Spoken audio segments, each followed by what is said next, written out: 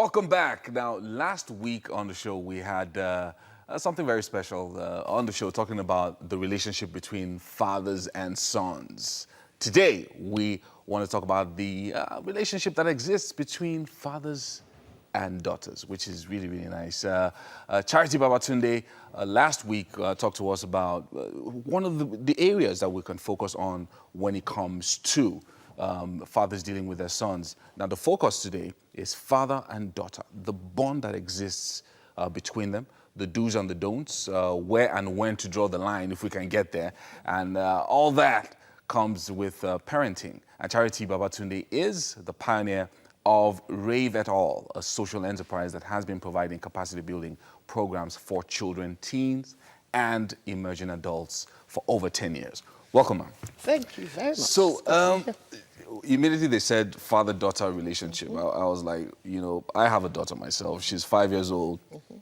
And already she controls a lot of things. She has your mumu button. Well, yeah, you can say that. So, but why do you think there's this special relationship between fathers and daughters? You know, sometimes I ask myself that question too.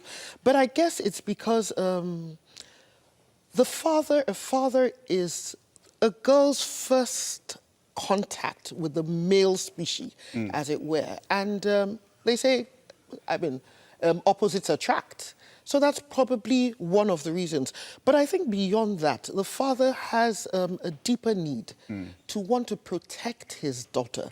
It could be for various reasons. One, he looks at her as a lot more fragile than the males, or he's been a bad boy and he feels, you know what, I know that there are many bad boys out there. Let me protect my daughter. It could be for various reasons, but I mean, the fact still remains that there is that special bond. Yeah, I do believe, well, the first reason, which is you want to protect her, you want to ensure that she's fine. And, you know, what happens eventually is I think the daughter also responds to that special attention. Absolutely. Because that's also where she gets her confidence and a number of other things there. But how do fathers then nurture this relationship? There are some people who maybe they didn't have the benefit of maybe having a good relationship with their mothers or their sisters or even their wives. But here you are, you have a daughter. How do you nurture this relationship? Okay, you know, it's been said that you never really know what a woman wants, but truth of the matter is that with love and care, you really cannot go wrong. Loving is pretty straightforward. Okay, I love my daughter, I protect her, I provide for her, I do this, I do that. Caring, I mean, the easiest way I can explain care, again, is to use another acronym. I love acronyms. You gave us one last week as well. Absolutely. Yeah. Okay, so when we look at care, C, communicate. Communication is a two-way street. It's not just about talking. Women, they have said, like to talk. So listen, your role as a father, when you're with your daughter, is to listen to her.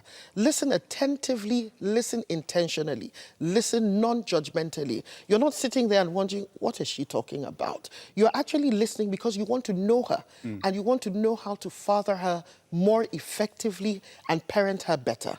So you communicate with her, listen, yes, you talk, but do a lot more of the listening. And once she confides in you, one thing very important, please do not break that confidence, because then it begins to border on trust issues and things like that.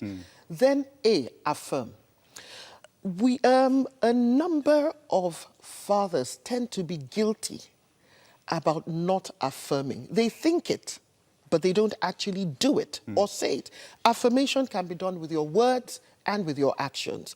So you look at your daughter and you notice that she has certain strengths, like every other person. How often do you affirm her? I'm not talking about affirming her beauty, which is important. I mean, it's good to tell your daughter, oh, you look pretty. Any man who marries you, wow, he's in for a good time. That's good. And you do that in a way that you're not crossing the line. It's good to also affirm when she does well, but beyond that, who is she as a person? Because you see, when she hears these things from her father, who she looks at as a role model, no boy outside can come and be telling her, and you know, and she starts getting carried away. So what you're saying is that there's a difference between just telling your daughter that she's fine or she's beautiful and all of that, or she's really good in this. There's something deeper called affirmation. There's something deeper called affirmation, which speaks to her character. It speaks to her strength. So you don't want her to go about thinking, okay, because I'm fine, I can do anything. Right. Beyond that, who are you as a human being? What do you stand for? How do you, I am proud to be your father. Let's break it down. How do you actually do that practically? Being a father to you, it makes me feel good.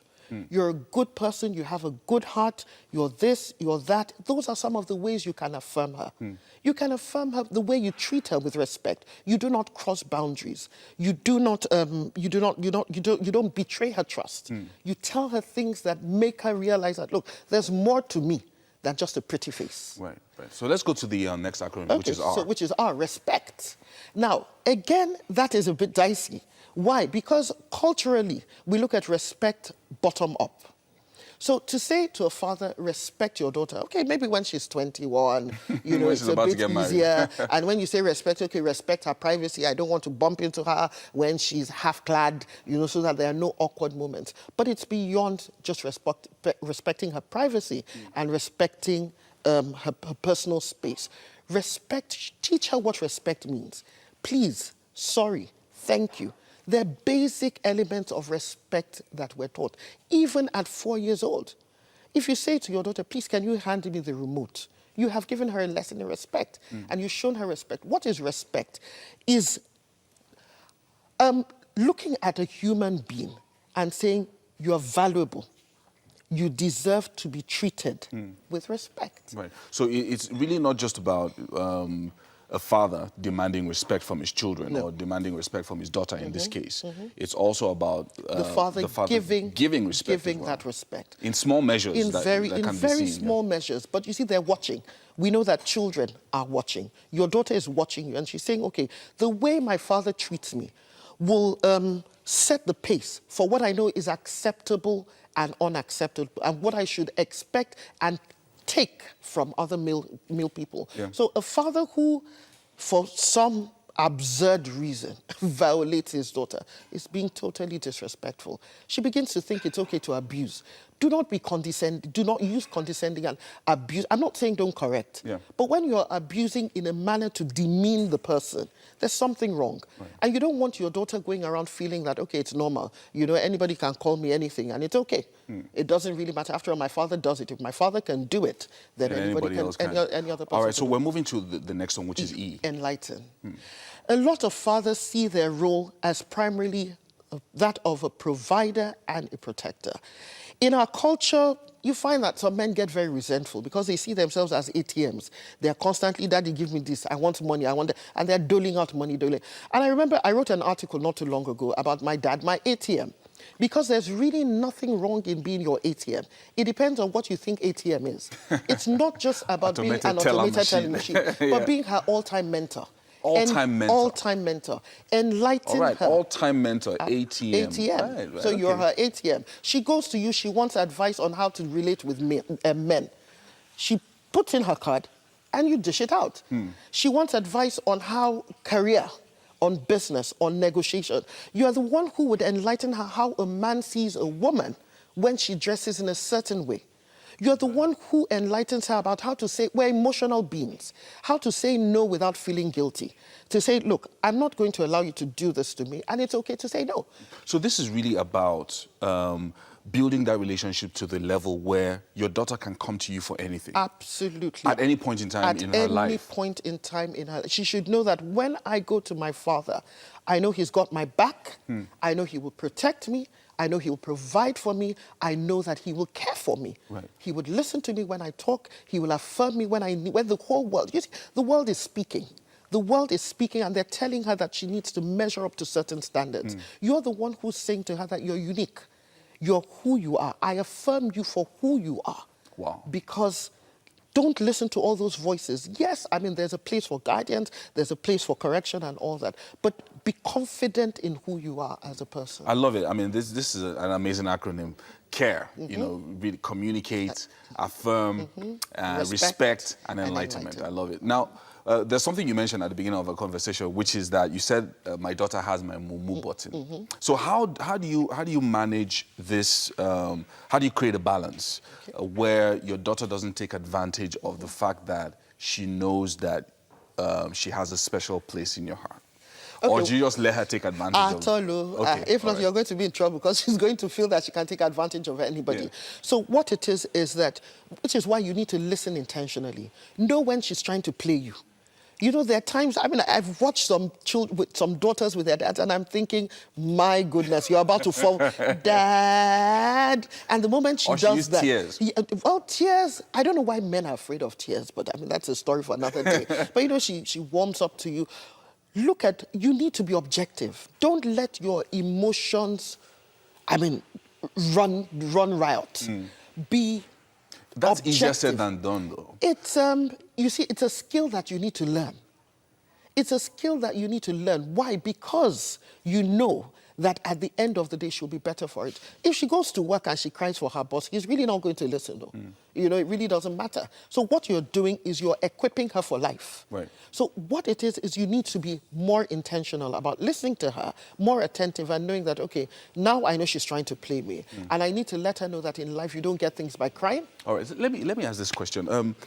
I know we don't have much time, but how does the father draw the line in this relationship between himself and his daughter? I mean, yes, when you're growing up with your child, whether it's your son or your daughter, there's that feeling of love, of emotions and hugging and kissing and all of that. But how do you draw the line between ensuring that this relationship is solid, it's moral, it's very good, and then the other side, which can then lead to abuse and other things? Okay, so I mean, if I was to use just one word or two, it would be self-control.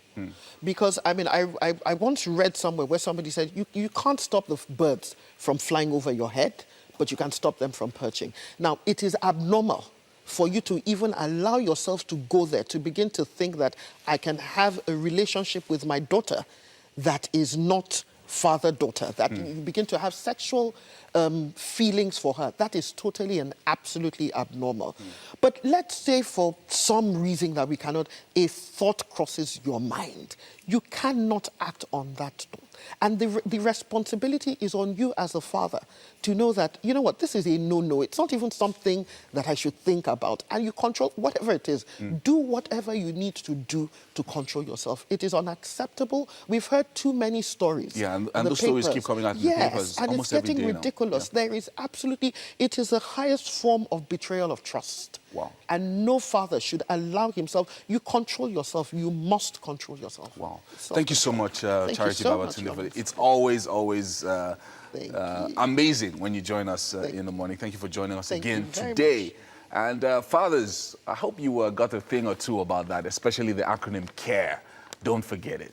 Now, the first hour of the show has just ended. And stay with us for more over the next hour on Wake Up Nigeria.